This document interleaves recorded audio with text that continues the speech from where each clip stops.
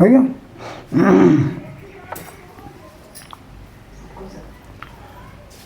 सतगुरु सदा दयाल।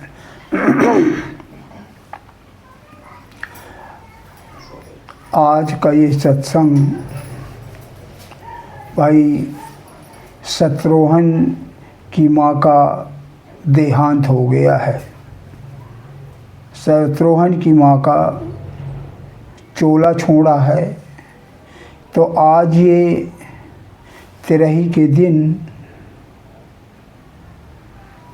तिरही का जो रस्म रिवाज लोग करते हैं, तो उसी पर्व पर उसकी आत्मा की शांति के लिए सत्संग का आयोजन किया गया है।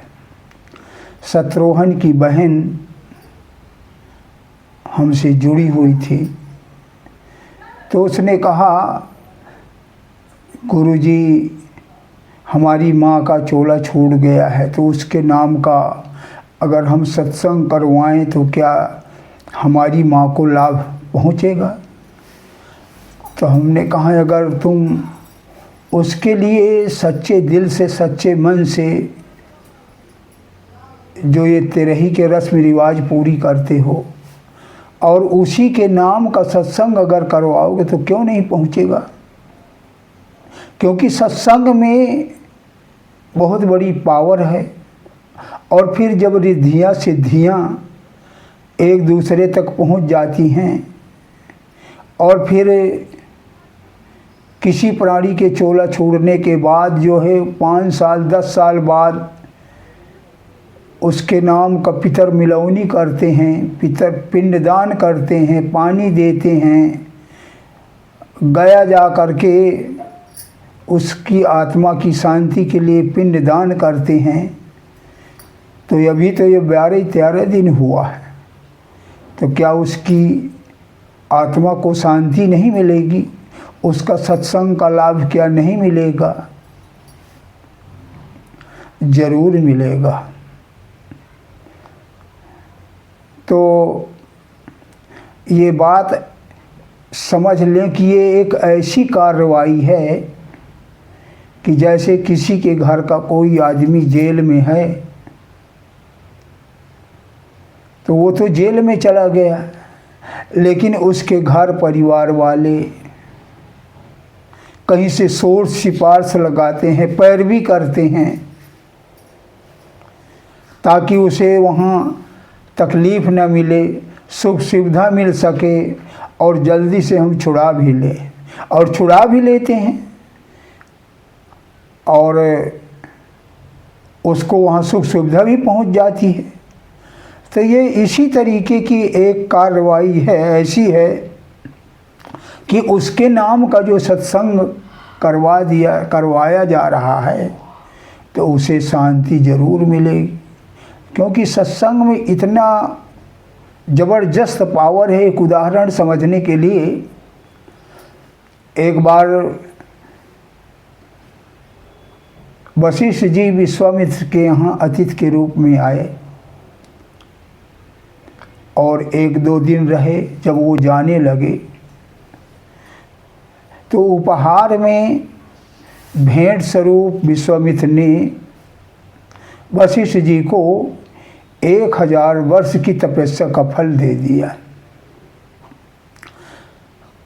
काफ़ी दिन के बाद एक बार फिर ऐसे चांस पड़ा तो विश्वामित्र वशिष्ठ जी के यहाँ पहुँचे, और जब वो वापस आने लगे तो वशिष्ठ जी ने उनको 1 घड़ी के सत्संग का फल दे दिया।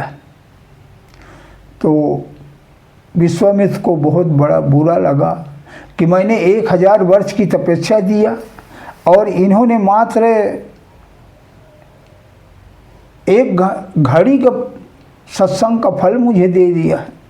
एकदम तुनक गए, कहने लगे मैं आपको 1000 वर्ष का तपस्या का फल दिया, आप मात्र घड़ी भर के सत्संग का फल दे रहे हैं।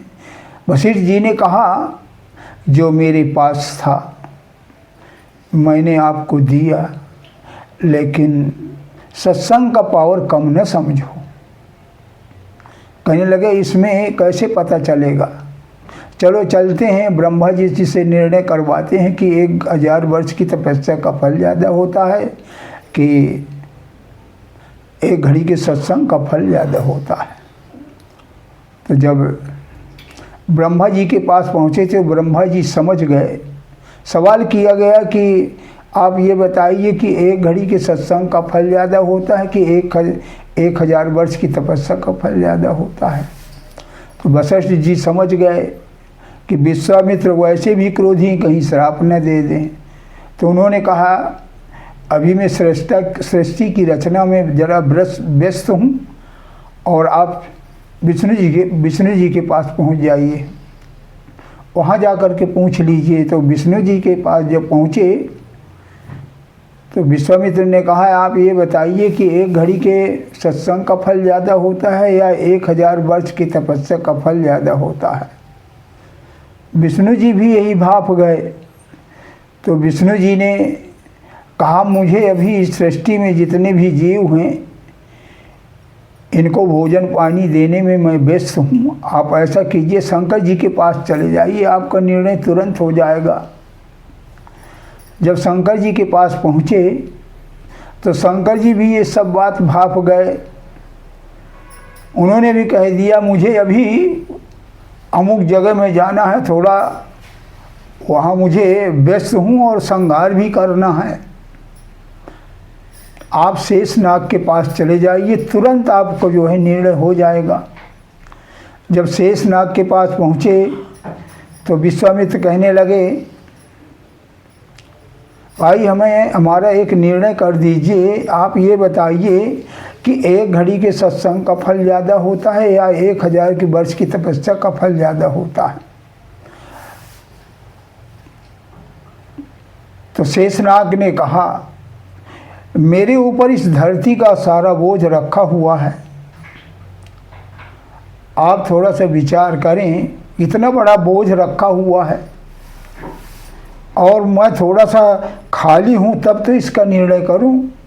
तो विश्वामित्र जी ने तुरंत अपने अंचली की गुंडरी बनाया, सिर में रखा और कहते लाओ हम थामे ले रहे हैं धरती को। तो जैसे थोड़ा सा टिकाया वैसे विश्वामित्र जी जो है अपना सोचने लगे अरे थामो थामो नहीं तो मैं चटनी हो जाऊंगा, पकड़ो इसे पकड़ो। तो शेषनाग ने कहा भाई जब तक ये पृथ्वी नहीं थमेगी तब तक निर्णय में नहीं कर पाऊंगा। वशिष्ठ जी की तरफ इशारा किया तो वशिष्ठ जी ने हाथ जोड़ करके और उसी सत्संग को नमन किया और जैसे ही नमन किया तो उनके सिर पे धरती टिक गई। जब धरती टिक गई तो वशिष्ठ जी कहने लगे अब धरती तो टिकी हुई है, बताइए कि 1000 वर्ष की तपस्या का फल ज़्यादा होता है कि 1 घड़ी के सत्संग का ताकत ज़्यादा होती है। तो शेषनाग कहने लगे अब तो फैसला आपके सामने है, आपने 80,000 वर्ष की तपस्या की ताकत लगा दिया लेकिन धरती नहीं टिकी। और वशिष्ठ जी ने उसी सत्संग को नमन किया, भरोसा किया, उसी की दुहाई बोल करके और आपके सामने धरती टिकी हुई है। तो आपको अब समझ में आ ही जाना चाहिए कि 1 घड़ी के सत्संग का फल ज़्यादा होता है कि तपस्या 1000 वर्ष की तपस्या का फल ज़्यादा होता है। कहने का भाव ये है सत्संग में बहुत बड़ी एक अद्भुत पावर है।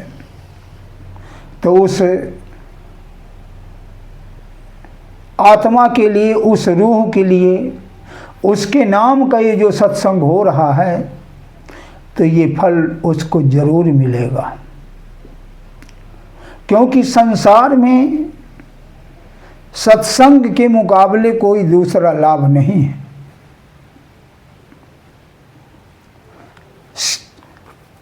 श्री रामचरितमानस में गोस्वामी तुलसीदास जी के माध्यम से शंकर जी ने खुद कहा है, पार्वती से कह रहे हैं गिरिजा संत समागम समन लाभ कछुआन, अब बिन हरि कृपा न हो ही सो, गाँव ही वेद पुराण।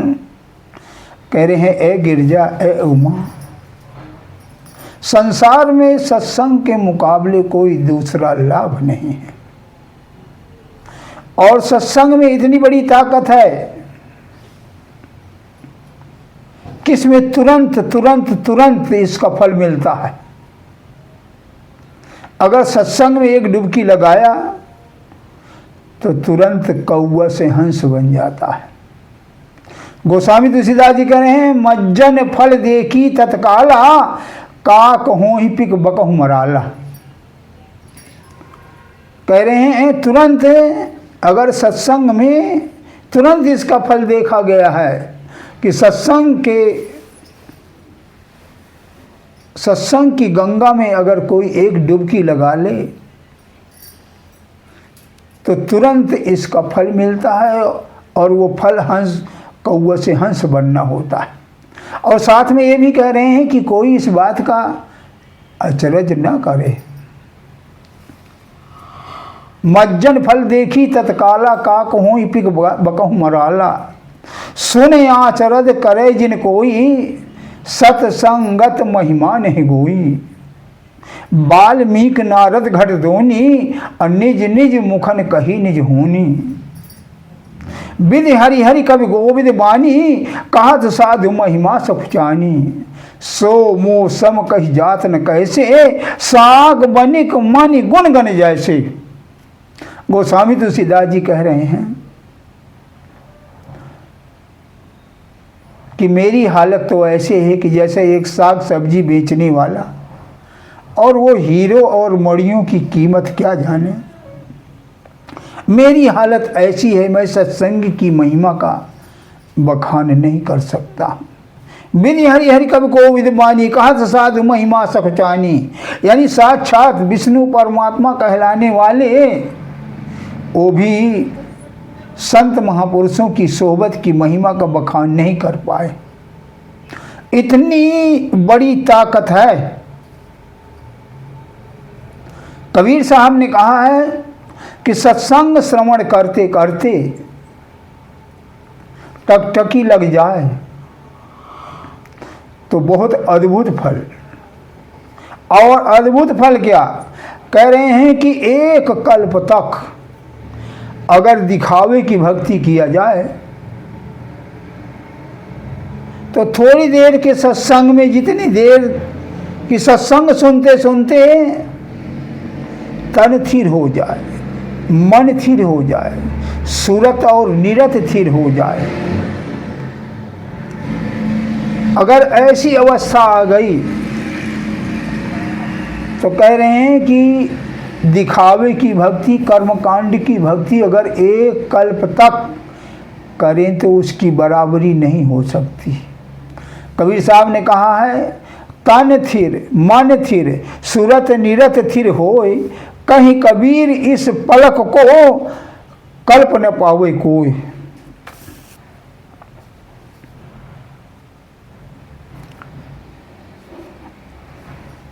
एक छोटा सा उदाहरण है और समझने के लिए, सत्संग की महिमा, सत्संग की ताकत का। एक बार एक कुली था, ब्रह्मज्ञानी था, तो रेलवे स्टेशन में लोगों का सामान पहुंचाता था, अपनी मजदूरी लेता था।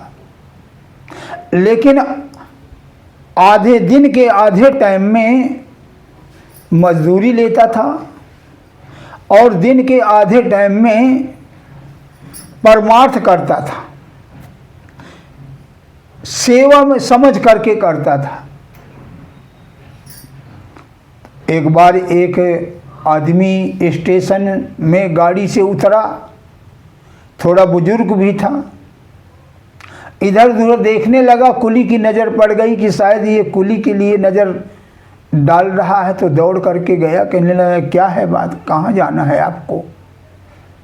कहने लगा मेरा स्टेशन के बाहर ही थोड़ा सा मकान है, दूर में, थोड़ी ही दूर में, तो मेरा सामान वहाँ ले चलना था। तो उस कुली ने कहा लाओ मैं ले चलता हूँ। तो उस आदमी ने पूछा कितने पैसे लोगे? तो उसने कहा, क्योंकि आधे दिन उसने कमा चुका था, आधे दिन उसे परमार्थ में लगाना था, दूसरे का उपकार करना था, तो उसने कहा मैं आपसे कोई पैसा नहीं लूँगा, आपका सामान आपके घर तक पहुँचा दूँगा। कहने लगा नहीं कुछ तो बताइए। तो उस कुली ने कहा ठीक है, मैं आपका सामान लेकर के चलूँगा, या तो आप सत्संग नुमा कोई परमात्मा की कथा सुनाते चलें, सत्संग सुनाते चले, मैं सुनता चलूँगा, और अगर आप नहीं सुना सकते हैं तो मैं सुनाऊंगा, तुम सुनते चलना, और मुझे रुपया पैसा कुछ नहीं चाहिए। उस आदमी ने सोचा कि मुझे तो कुछ सुनाना उनाना तो आता नहीं, लेकिन मुझे क्या हर्ज है, ये सुनाता जाएगा और मैं सुनता जाऊंगा, हाँ हूँ करता जाऊंगा। उसने सिर पे सामान रखा, आगे आगे चल दिया, सत्संग सुनाना शुरू कर दिया। वो जो आदमी का बोझा था, वो आदमी बीच बीच में हाँ हूँ करता रहा, हाँ हूँ करता रहा। थोड़ी देर के समय में उसका घर नज़दीक आ गया। उसने कहा भाई मेरा घर यही है, यही सामान रख दीजिए। सामान रखा, कहने लगे आओ थोड़ा सा बैठ जाइए, अब बताइए आपकी मजदूरी क्या होगी। तो उस कुली ने कहा मैंने आपको पहले बता दिया है, आपका तो मैं बहुत बड़ा एहसान मानता हूँ कि कम से कम मैंने परमात्मा की चर्चा किया और तुम कम से कम सुनते तो रहे, ये मेरे लिए कोई कम नहीं है। तो उस आदमी ने कहा हमारा हर हफ्ते, हर जैसे आज इतवार है, हर हफ्ते इतवार में हमारा आना जाना बना रहता है, आपसे फिर अगले इतवार मुलाकात होगी। तो उस कुली ने कहा अब तुम्हारी और हमारी मुलाकात नहीं होगी। उसने कहा क्यों नहीं होगी? तो कुली ने कहा अगले इतवार को मेरी मौत हो जाएगी। कहने लगा मौत हो जाएगी? कहने लगे हाँ, क्योंकि कुली ब्रह्मज्ञानी था, उसे पता था कि अगले इतवार को मेरी शरीर चोला छूट जाएगा।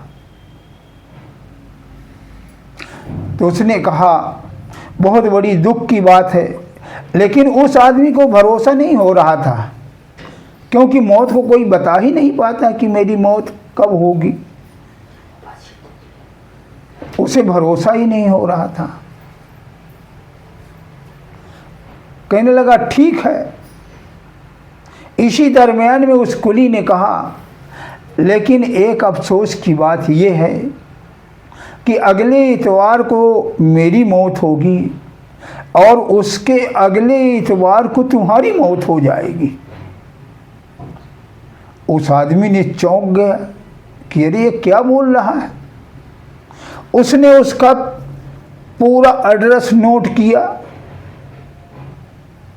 कि देखता हूं कि इसकी बात अगर ये मर गया तो फिर मेरी भी बात सच है। उसका पूरा एड्रेस नोट कर लिया, लेकिन जाते जाते कुली ने एक हिदायत दिया कि अगले इतवार मेरी मौत होगी, उसके अगले इतवार को तुम्हारी मौत हो जाएगी। आपको धर्मराज के दूत आएंगे लेने, पकड़ के ले जाएंगे। धर्मराज के दरबार में जब आपकी पेशी होगी तो आप अपने जीवन में कोई ऐसा कार्य नहीं किया, धर्म का कार्य नहीं किया, लेकिन जो आज मेरे साथ ये तुम जो जितनी देर तक चल करके आए हो 15-20 मिनट, इतनी देर में मैं सत्संग सुनाया, आप हाँ हूँ किया, तो ये घड़ी जरूर वहाँ लिखी मिलेगी। और धर्मराज आपसे पूछेगा कि पहले आप अपने पाप कर्म को भुगतना चाहते हो कि ये जो थोड़ा देर सत्संग सुना इसका फल भुगतना चाहते हो, इसका फल पाना चाहते हो। तो जब ये तुमसे पूछे तो तुम ये बोल देना कि वो जो मैंने सत्संग सुना है उसके फल में मुझे उस संत के, उस गुरु के, उस आदमी के से मुलाकात करा दीजिए, बस जिसने मुझे सत्संग सुनाया है। बस इतना बोलना और कुछ नहीं। ये बात मेरी अच्छी तरह से ध्यान रखना। और वो कुली चल पड़ा, उसने एड्रेस नोट ही कर लिया था। जब धीरे धीरे इतवार आया तो कुली का देहांत हो गया। उसने पता किया कि भाई वो कुली जी ख़त्म हो गए, तो सब पूरे मोहल्ले वालों ने बताया। बहुत नेक आदमी था, ख़त्म हो गया, चोला छोड़ दिया। अब उसको चिंता बन गई कि अब ये मेरी भी बात अमिट नहीं हो सकती है, मेरी भी मौत अगले इतवार को अब निश्चित हो गई। अब उसी दिन से वो उदास था। इतवार आया, उसकी भी मौत हो गई। धर्मराज के दूत आए, उसको पकड़ के लेके चले गए। जब चित्रगुप्त के माध्यम से उसका लेखा जोखा देखा गया तो इसके जीवन में ऐसे कोई शुभ कर्म नहीं थे, दान पुण्य के कर्म नहीं थे, शुभ कर्म नहीं थे, सेवा कर्म नहीं थे। केवल वही मात्र वो जो कुली सत्संग सुनाया था वही लेखा जोखा वहाँ लिखा था। धर्मराज ने पूछा कि पहले अपने पाप कर्मों का हिसाब किताब भुगतोगे कि वो जो थोड़ी देर के लिए आपने सत्संग सुना है उसका फल पाना चाहते हो? तो उस आदमी को वो बात याद थी। तो उस आदमी ने कहा मुझे उसका भी फल नहीं चाहिए, लेकिन उसके फलस्वरूप में मुझे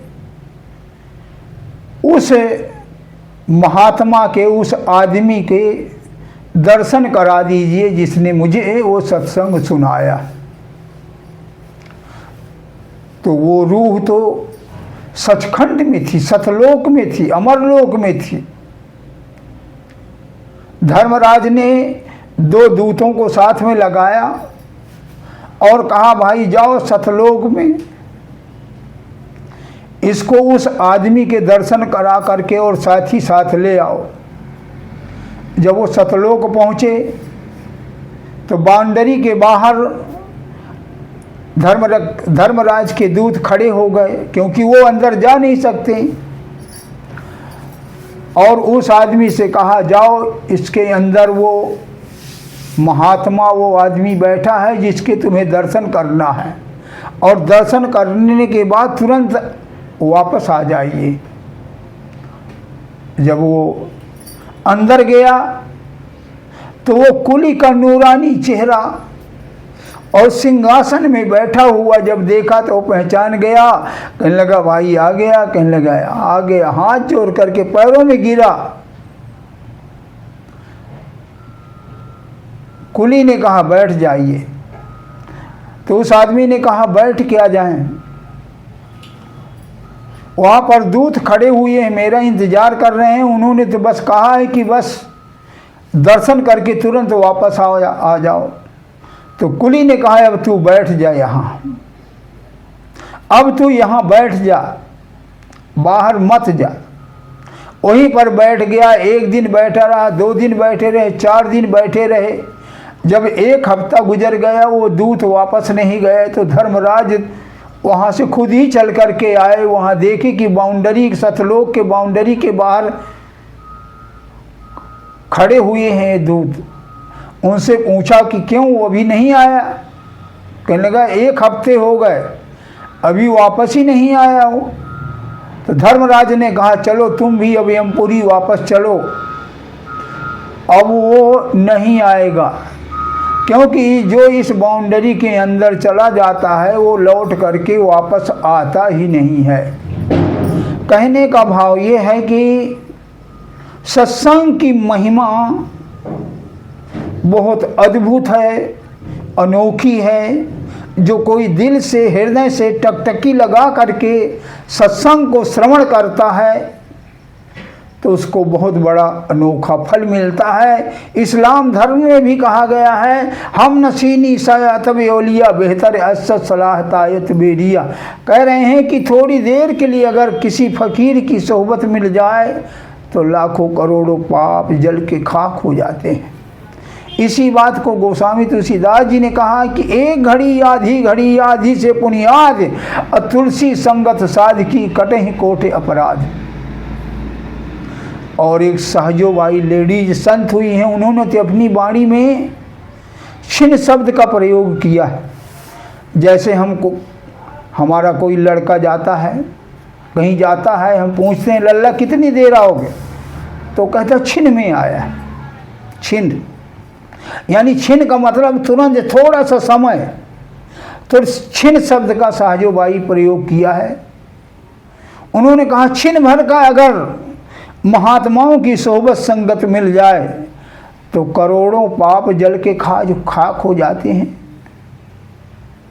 करोड़ों पाप जल के खाक हो जाते हैं और हमारा मन परमात्मा की भक्ति करने का मन बन जाता है। साजोबाई ने कहा है, साध संग छिने एक को पुण्य न बरनो जाए, रति उपजय हरि नाम सो सबही पाप बिलाए। हरि उपजय, रति उपजय हरि नाम सो, यानी परमात्मा की भक्ति में प्रेम हो जाएगा और सबही पाप बिलाए। इस सत्संग की ताकत है, सत्संग की महिमा। आप सबके मन में एक सवाल कौन जरूर रहा होगा कि वो मरे हुए प्राणी को कैसे इसका फल मिलेगा। तो इसका फल जरूर मिलता है। अभी आपने वशिष्ठ जी का विश्वामित्र का दृष्टांत सुना, कुछ कुली का उदाहरण सुना, लेकिन मन में फिर भी हमारे ये सवाल उठ रहा है कि उसको लाभ कैसे मिलेगा। थोड़ा विचार करें, जब किसी के घर के परिवार का कोई मृत प्राणी कोई मर जाता है तो उसके नाम का लोग पिंडदान करते हैं, श्राद्ध पितर पक्ष में श्राद्ध करते हैं, करैया देते हैं और गया में जा कर के पिंडदान करते हैं उसी के नाम के, और ये मानते हैं कि उसे तृप्ति मिल गई। सवाल तो हमारे अंदर ये भी होता है कि खाए दूसरा पेट भरे दूसरे का, ऐसे कैसे हो सकता है। तो पहली बात ये समझ लेने की है कि अध्यात्म में संसारी तर्क नहीं चलते हैं, संसारी तर्क नहीं चलते हैं अध्यात्म में। रही बात कि खाएं हम पेट भरे दूसरे का, तो ये भी बात समझ लें कि कैसे पेट भरता है। आप सबने सुना ही होगा, एक बार दुर्वासा ऋषि अपनी भक्त मंडली ले करके और द्रौपदी के यहाँ पहुँच गए। द्रौपदी से दुर्वासा ऋषि ने कहा, हमारी भक्त मंडली को आप भोजन करवा करके खिलाइए। आप ऑर्डर दे दिया। द्रौपदी एकदम घबरा गई, क्योंकि अपने बर्तन भांडे सब खा पी करके धो करके रख दिया था। अब तो शयन करने का समय था, उसी दरम्यान में आ टपके थे।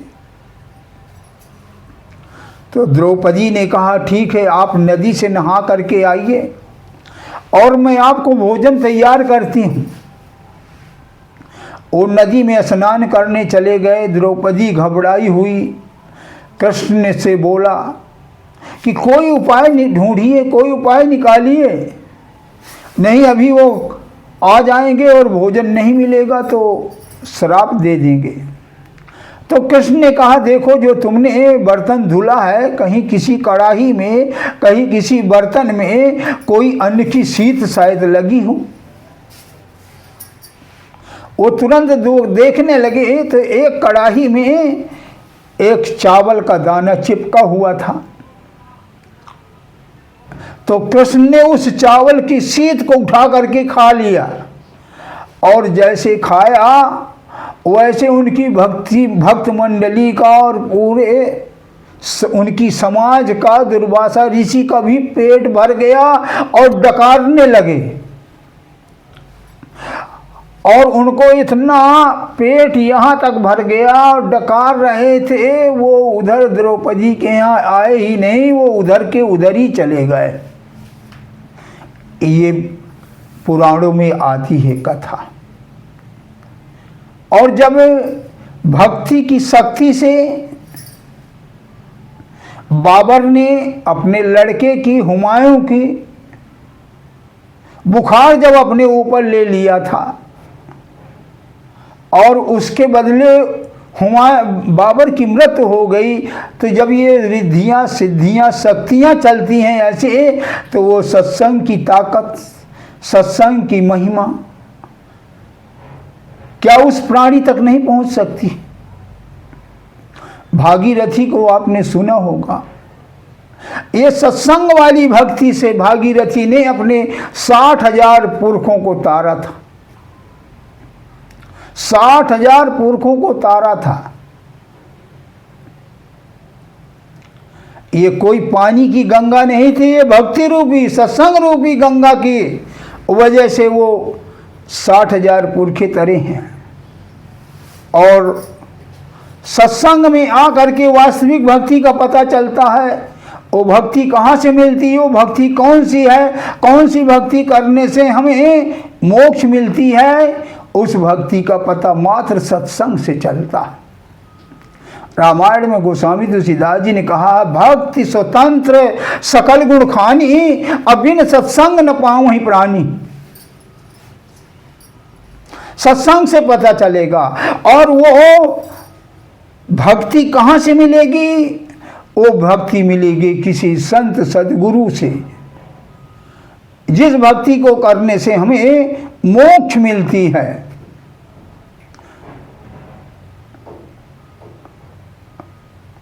वो भक्ति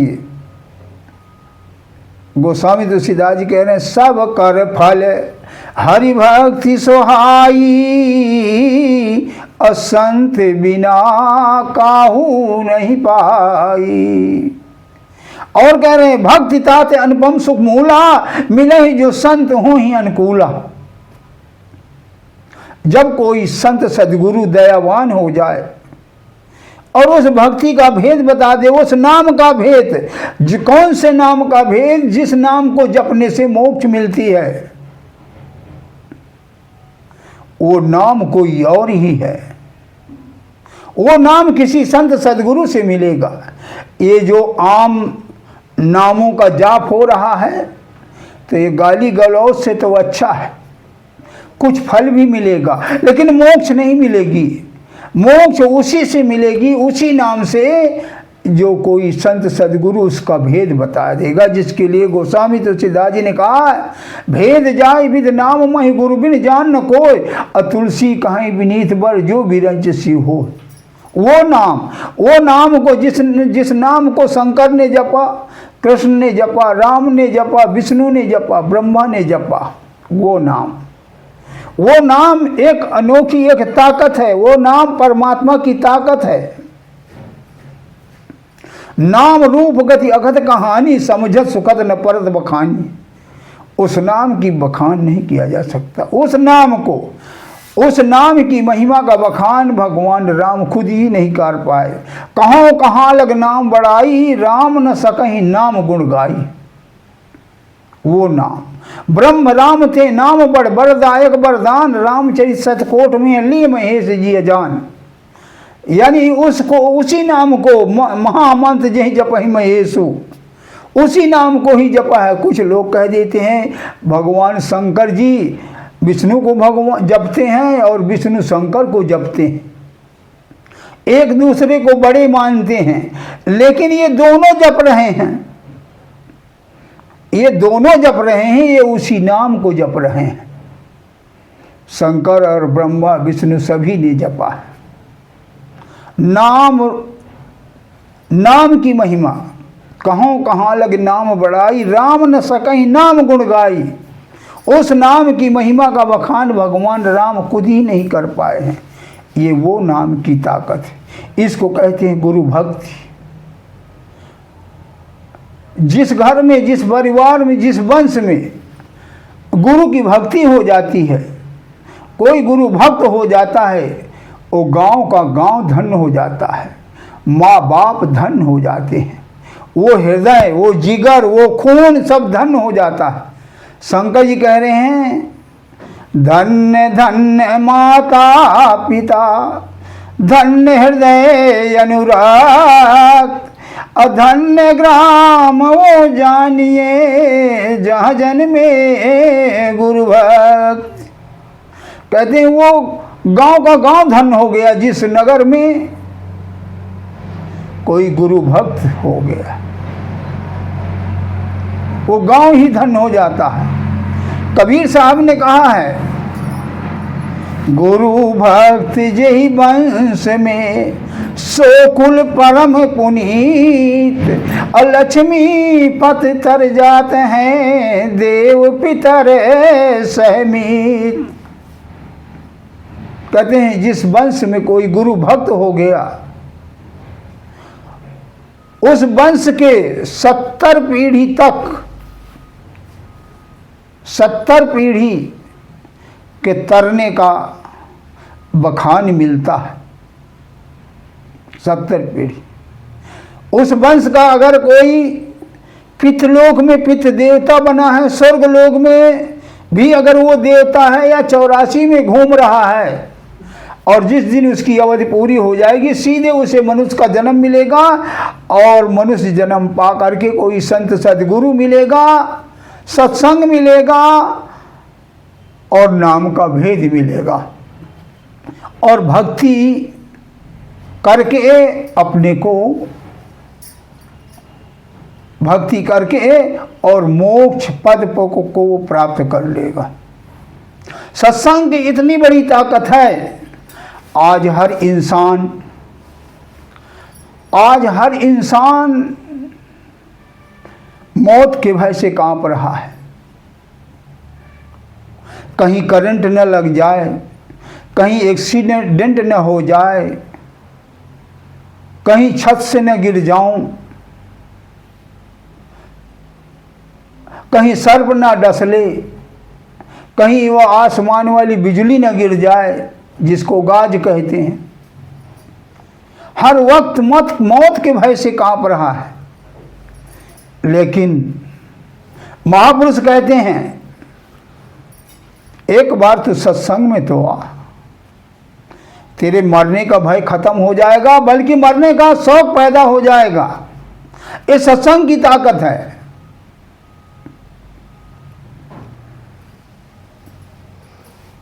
जिस मरने को जग डरे मेरे मने आनंद, कब मरूं कब पाऊं पूर्ण परमानंद। कबीर साहब कह रहे हैं, जिस मरने को जग डरता है, लेकिन मेरे मन में आनंद है कि कब मौत आए, इस झंझट से छूट जाऊं। ये सत्संग की महिमा से ऐसे हाल बन जाता है। कविता के रूप में कबीर साहब ने कह रहे हैं, 4 लाइन की कविता है। कह रहे हैं, अगर कोई सत संग में आता रहेगा तो मरने का भय दिल से जाता रहेगा। अगर कोई सत संग में आता रहेगा तो मरने का भय दिल से जाता रहेगा। नियम से जो साधु की संगत में आकर चरण धूल सिर पे चढ़ाता रहेगा तो मरने का भय दिल से जाता रहेगा।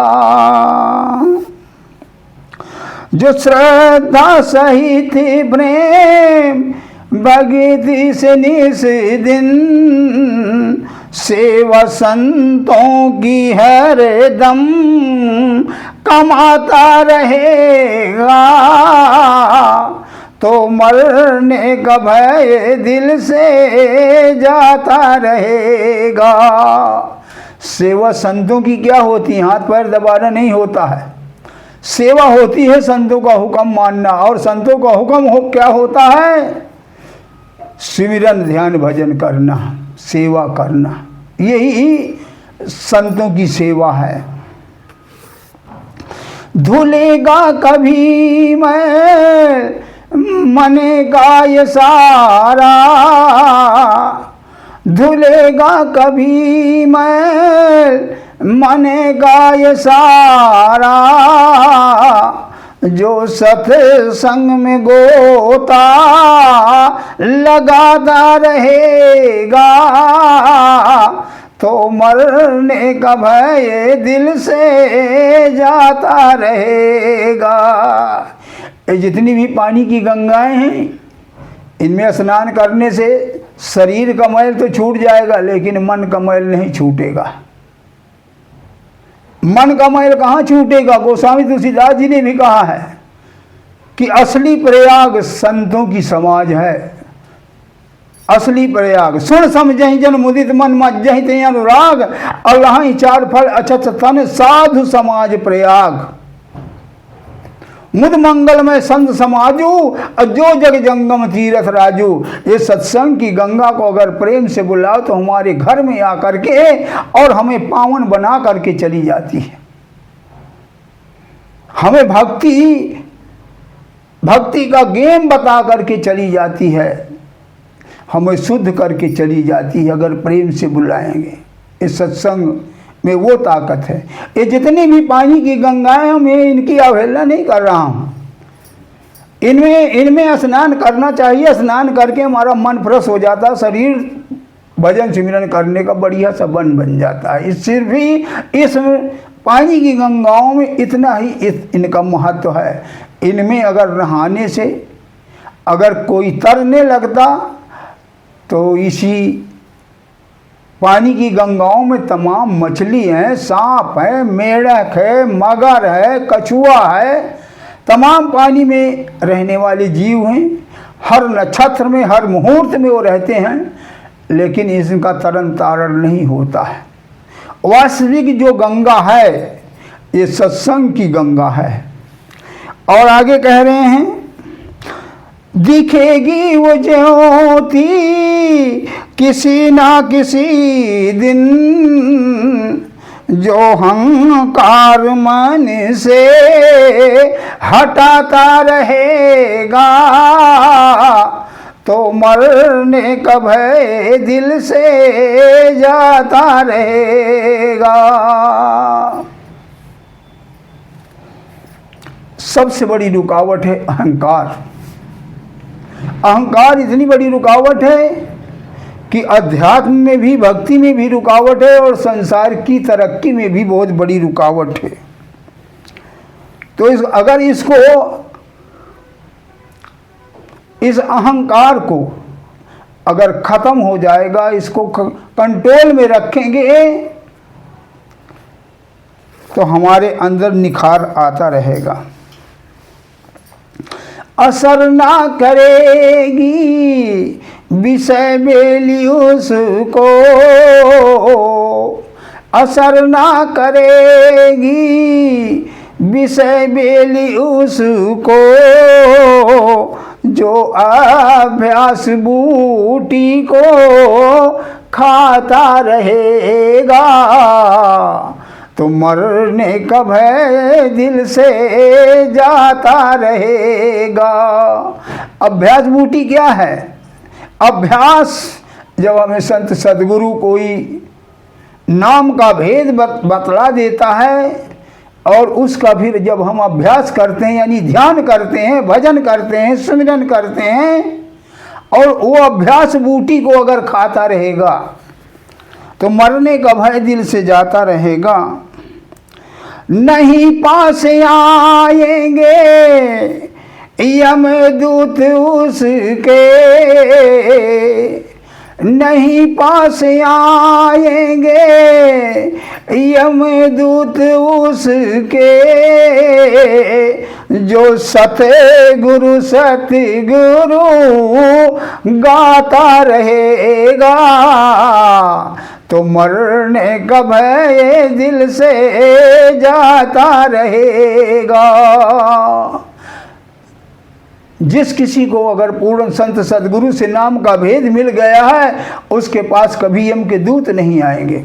फुल गारंटी दे रहे हैं और कह रहे हैं, कहें संत उसी की तो बिगड़ी बनेगी, कहें संत उसी की तो बिगड़ी बनेगी, जो संतों की आज्ञा बजाता रहेगा, तो मरने का भय दिल से जाता रहेगा। आज्ञा का मतलब है हुक्म मानना, और उनका हुक्म क्या होता है? भजन ध्यान सिमरन। तो ये सत्संग में इतनी बड़ी ताकत है। संत महापुरुष कहते हैं, जिस जगह पर कोई महापुरुष आकर के बैठ करके सत्संग सुनाता है, जिज्ञासु आकर के सत्संग श्रवण करते हैं, वो जगह पावन बन जाती है। चरणदास जगनीवाणी में कह रहे हैं, पृथ्वी पावन होत है सबही तीर्थ याद, चरण दास यूं कहत हैं, चरण धरे जहां साध। गोस्वामी तुलसीदास जी ने भी कहा है, जहां जहां संत चरण चल जाहि, अते ही समान अमरावत नाही। कह रहे हैं, जहां पर संत सदगुरु आ जाते हैं, चले जाते हैं, बैठ करके सत्संग करते हैं, सुनाते हैं, वो जगह पावन हो जाती है। गुरु नानक साहब ने भी कहा, जिथे जाए बहे मेरे सदगु, सो थान राम राज कहलाए। इस्लाम धर्म में भी कहा है, जिक्र जिस जगह हर घड़ी तेरा होगा, जन्नत सा वो स्थान होगा। और ये भी कह दिया है कि जिस घर में सत्संग होगा, वहाँ परमात्मा का वास होगा, और वो वैकुंठ जैसे स्थान होगा। कह रहे हैं, सुमिरन सत्संग जा घर भयो, संत भयो मेहमान, वह घर प्रभु बासा खीना, वो घर वैकुंठ समान। और जहाँ पर नहीं होता है, वहाँ के लिए भी बता रहे हैं कि सुमिरन सत्संग जा घर नहीं, संत नहीं मेहमान, वह घर जम डेरा कीना, सांझ पड़े शमशान। जहाँ पर सत्संग नहीं होता, सदगुरु की भक्ति नहीं होती, वहाँ पर भूत प्रेत की भक्ति की जाती है, और वहाँ हमेशा यम का निवास होता है। वहाँ पर यम का निवास होता है। तो हमें सबको